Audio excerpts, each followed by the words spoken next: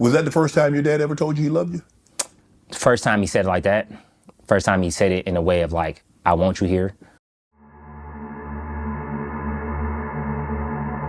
I want to talk about suicidal women. A lot of black men, or even men in general, or a lot of black women, or even women in general, go through a lot. Life is not easy. Nobody ever said it was.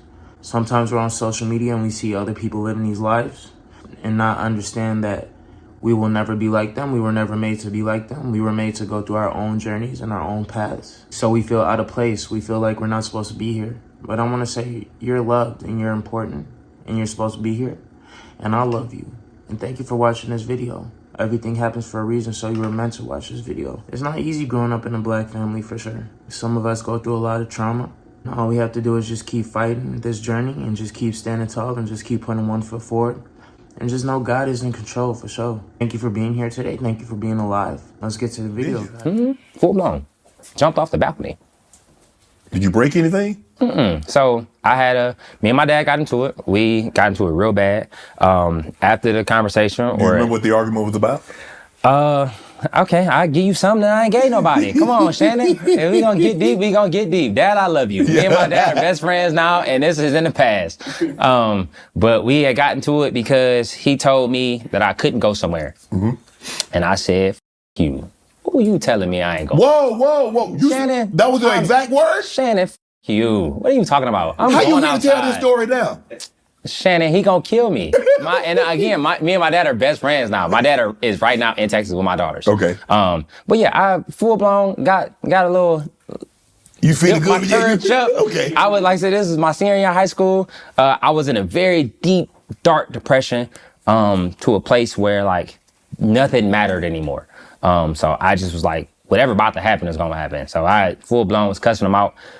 He was like, let's go in the backyard. No, okay. We went in the backyard. You want this smoke, huh? We got into it, did whatever we was about to do. He got in the car, left, went with his friends, and he told me that his friends was like, he gotta go. Like, he can't live in your house and treat you like that, speak to you like that. Like, you gotta go home and get him out of there, basically. So he came back home maybe at like 2 or 3 o'clock in the morning. He had something in his hand. I ain't gonna say what he had in his hand. He had something in his hand, sat on the edge of my bed, and he was like, if you move, something about to happen. I remember sitting up, and that's when he told me, like, we ain't gotta have no relationship. We gotta have no, you don't ever talk to me like that. You don't ever treat me like that, and you won't have no problems. But that happened again, it's over with. You can read between the lines. So that put me into a place of like, if you gonna do it, I'm gonna do it before you do it. Right. So I walked outside. I grabbed a bunch of ties. I had like a collection. Well, he had a collection of ties. I grabbed maybe like 10 ties. I tied them together. He had like this makeshift garage. So the garage, and then there was like a awning that he had built, like a shed almost, because it snows a lot in Michigan. So to be able to sit outside during the winter, he had made like a little makeshift, maybe like 10 feet off the ground.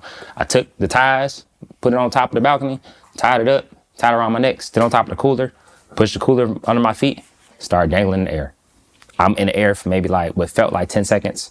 I'm at the point where like you start trying to regress, but it's too late. So I'm like trying to grab the ties, I'm trying to pull myself up.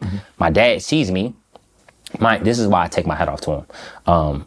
After everything we just went through, out of all of the conversations he just had of me not being his son no more, and we just in he got to take care of me till I'm 18 kind of relationship, he came, picked me up, took me off them ties, and told me how much he loved me, and that's why I'm here today. Wow. I would have been gone, Shannon. Was that the first time your dad ever told you he loved you? First time he said it like that. First time he said it in a way of like, I want you here.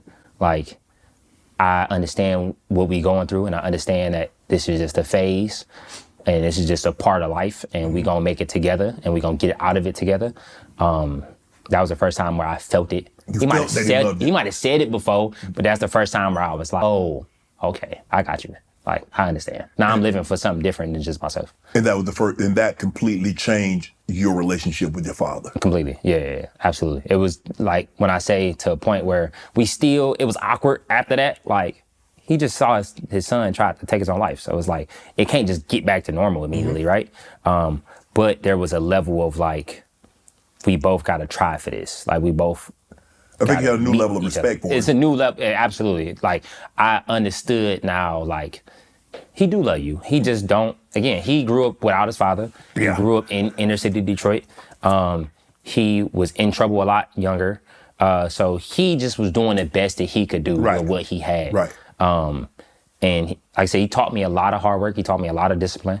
And I think that kind of put into perspective for me, like, all right, it's bad, but it ain't that bad.